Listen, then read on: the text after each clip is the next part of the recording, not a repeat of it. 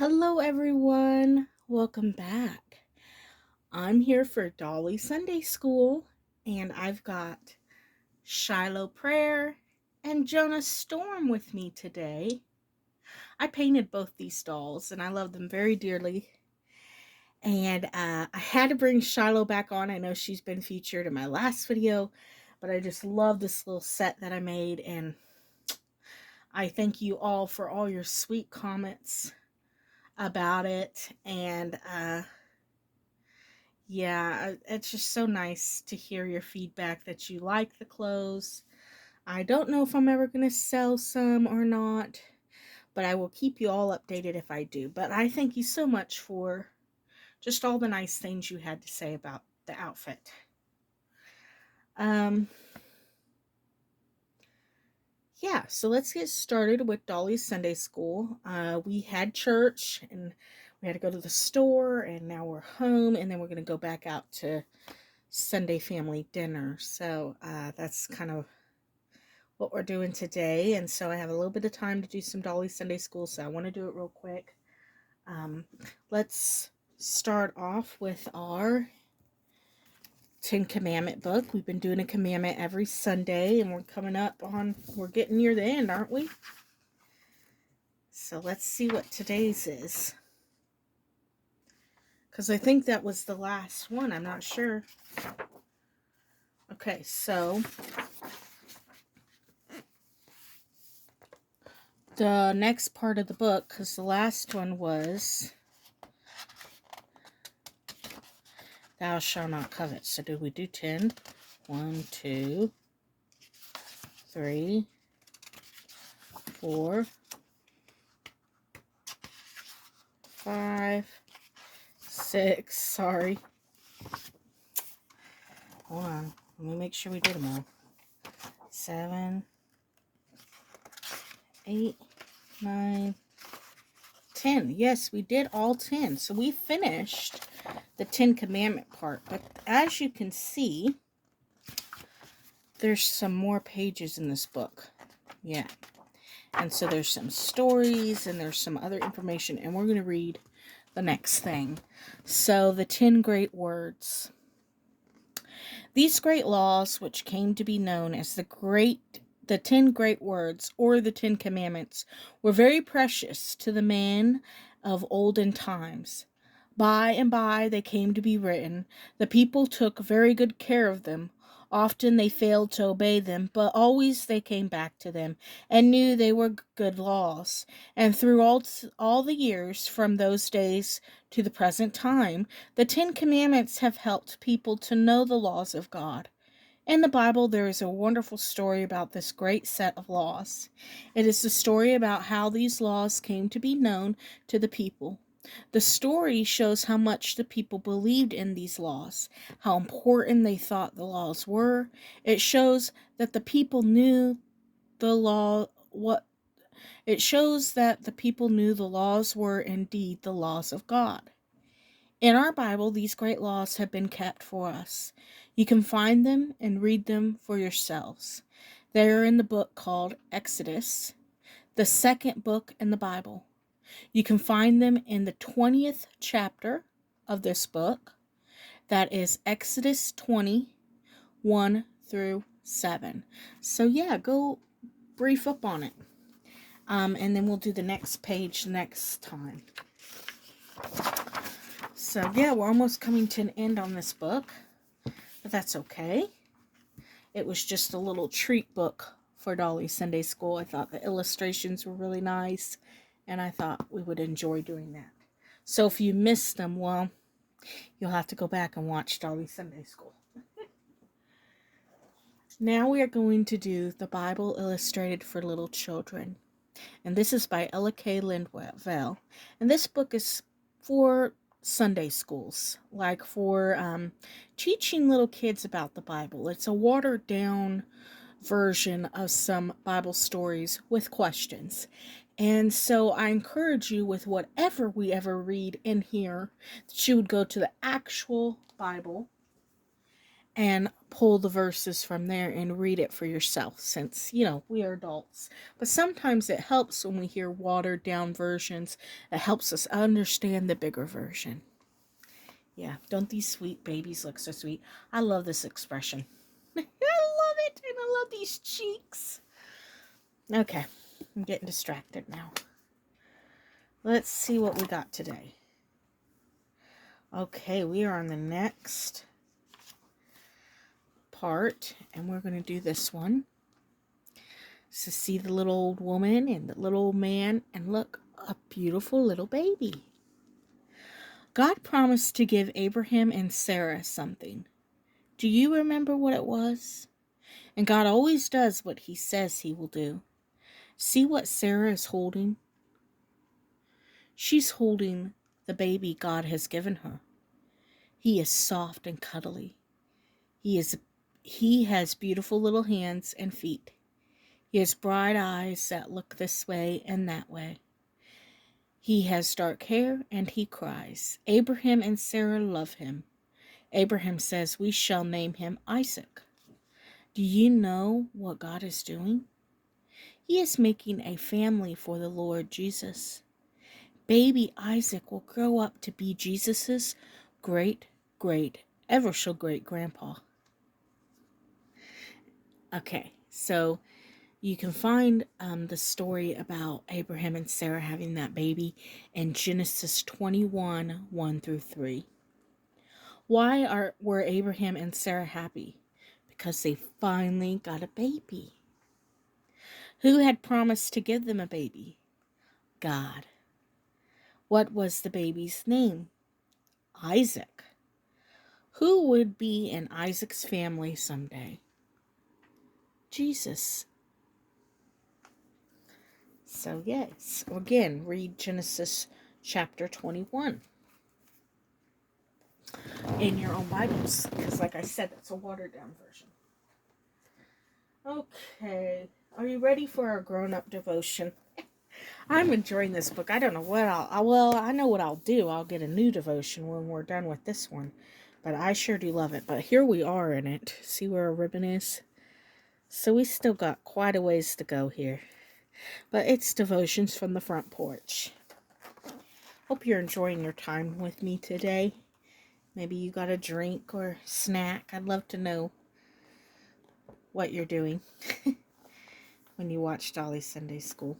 Anyway, last Sunday we read A Shady Place to Sit.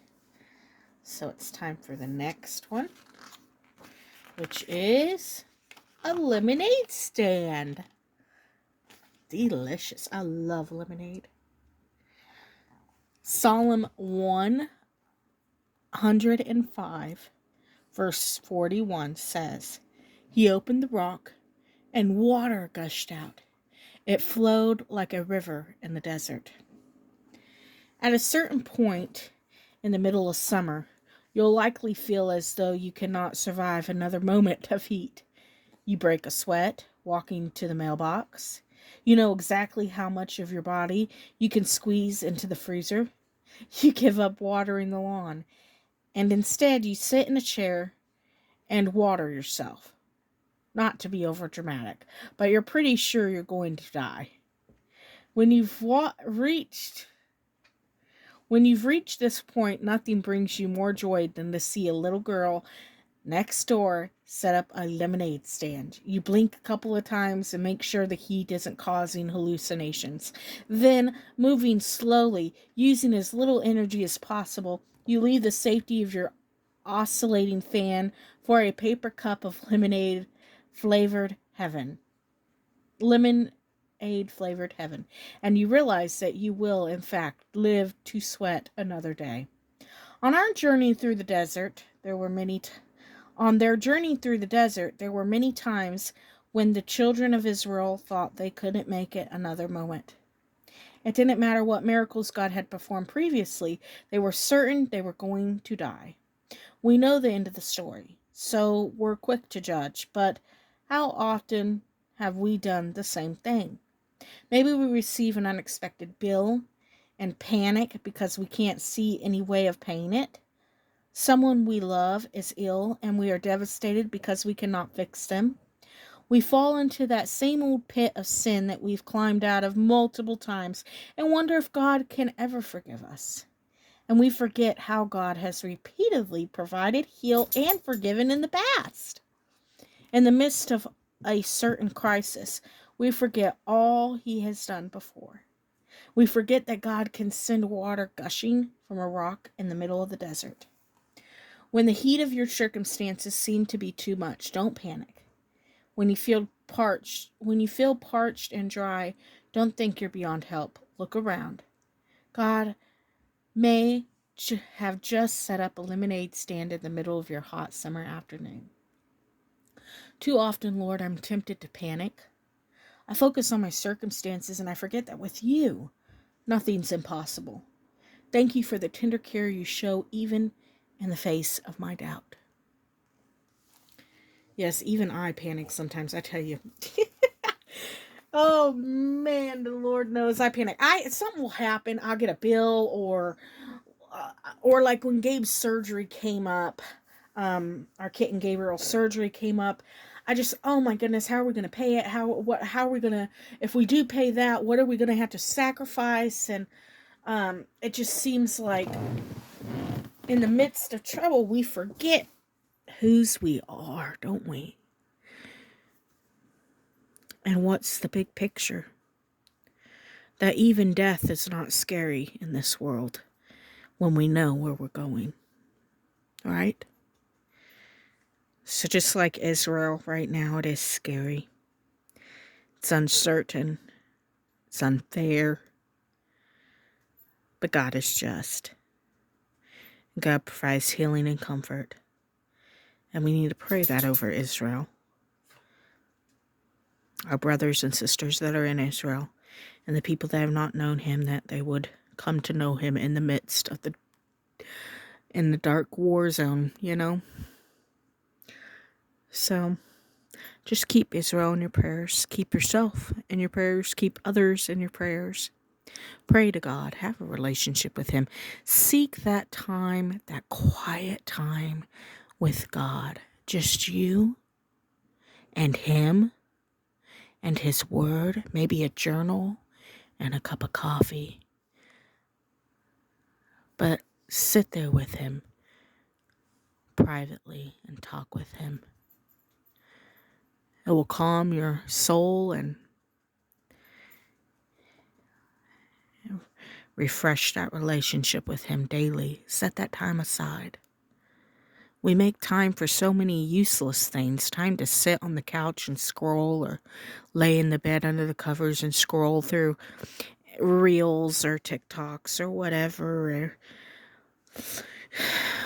we make time to watch our favorite shows, but are we making time for God?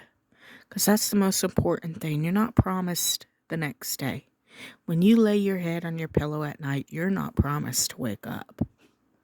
So what are you doing today that is the most important relationship you could be investing in? And that's a relationship with God. I'm not a perfect person. You're not a perfect person. We mess up daily. We sin all the time. We're flesh. We can't help it. Our flesh does what flesh does. But we have a light, a guiding light to guide us, and it is Jesus. So He loves you, and He wants that relationship with you, and I pray that you find time this week to nourish that relationship. Don't let Dolly Sunday School be the only place where you're getting fed. Okay? Get involved into a nice church with a church family, people that can lift you up and pray for you, and people that you can Bible study with and explore the Word with. Find some online devotionals or online sermons to listen to. Download the YouVersion Bible app and highlight a Bible right on your phone. Highlight verses and do memory verses. Pick a verse this week to memorize the whole week. And on Friday, once you memorize it, treat yourself to a coffee or a soda pop or something for it, you know? Or a new baby outfit. Who knows? I don't know. I'm rambling. But yes, nourish that walk with God. You're probably thinking, oh, I'm seasoned. I'm a Christian. Well, me too. Listen, and I, this week, had not made time for God. I am very guilty this week for that. And it showed. I was stressed and crabby and grumpy because I had not made time for God. And I kept meaning to, and I kept saying, oh, I will here in just a little bit, or I will once to say, and I never did this week.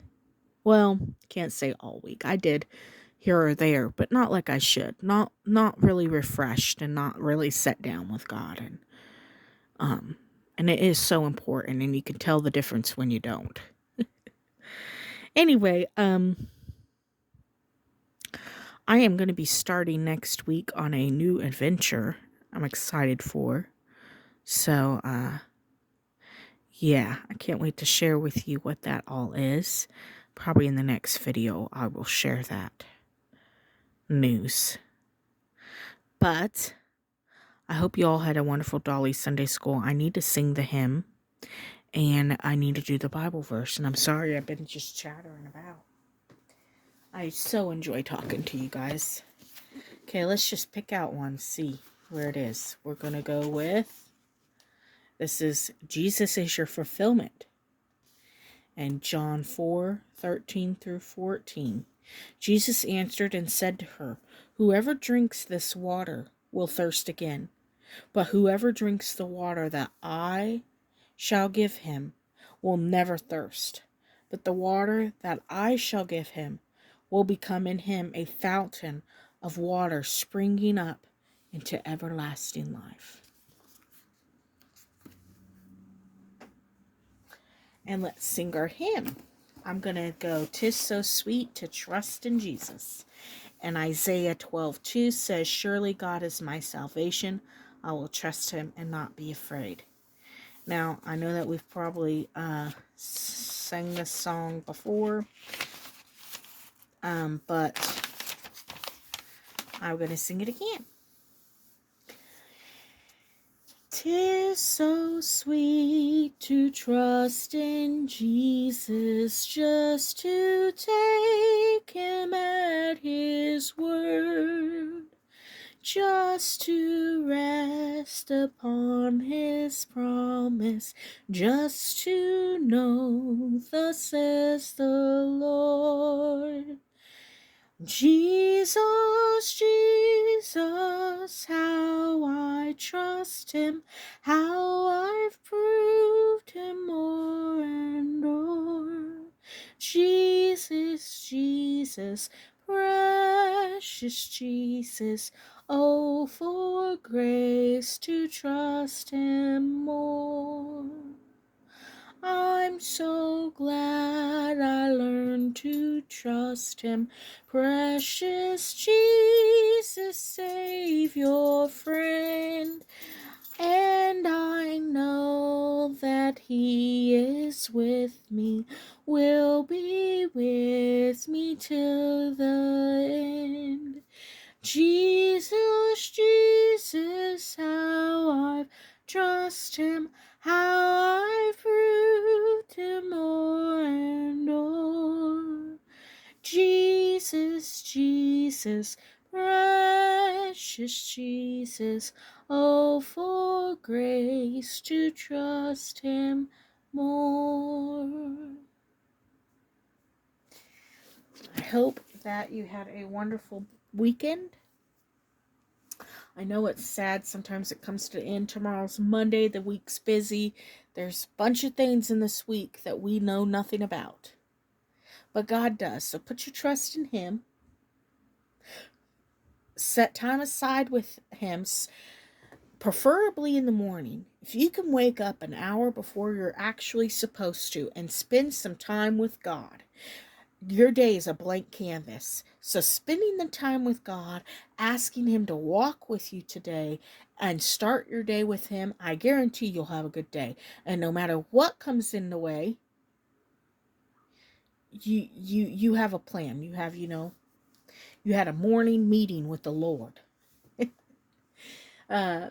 doesn't have to be a long drawn out thing. You can lay in your bed, and if you have that YouVersion Bible app, you can pull up your app, the app on your phone before you get out of bed.